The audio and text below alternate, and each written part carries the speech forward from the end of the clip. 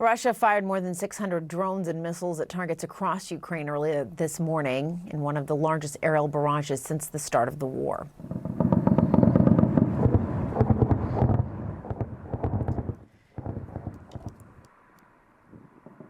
The attacks reportedly killed at least 4 people in Kyiv and wounded dozens more. Ukraine's Air Force said its air defense shot down or deflected dozens of missiles and most of the drones.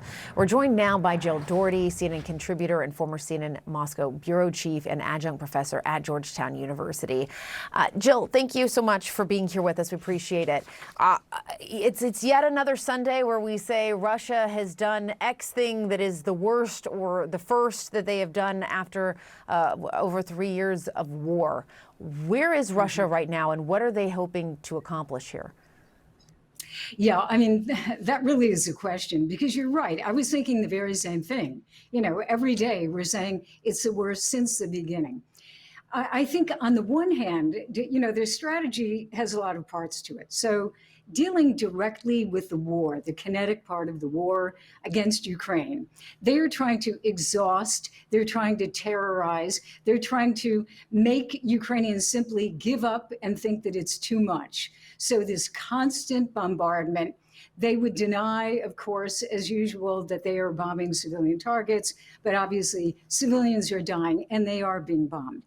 You know, then I think there's another part to this, which is you have, and I know we'll probably talk about it, but you have the drones and the MiG fighters that have gone into the West. That's another way of kind of, you know, fighting the war with lack of clarity. You know, is it an attack? Is it not?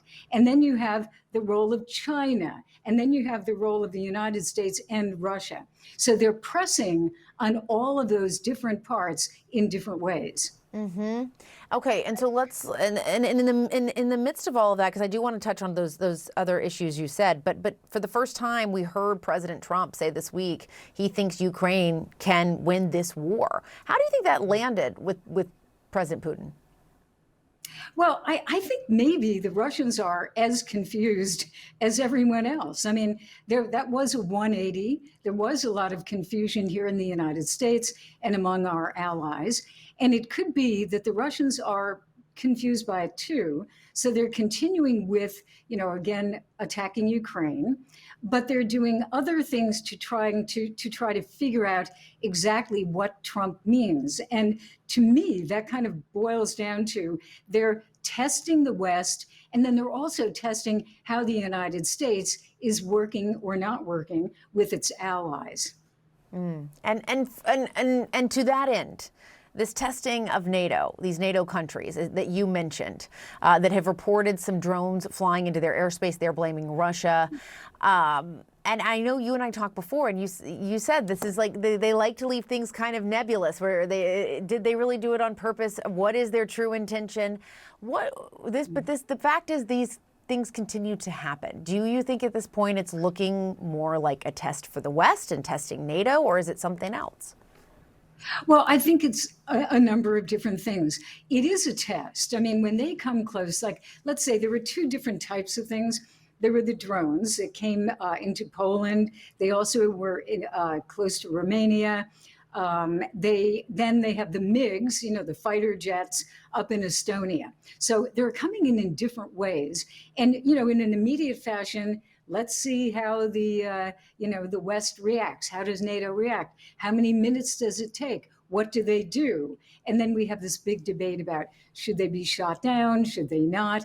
And here's where you had those surprising comments by President Trump. Yes, he said, the allies should shoot them down.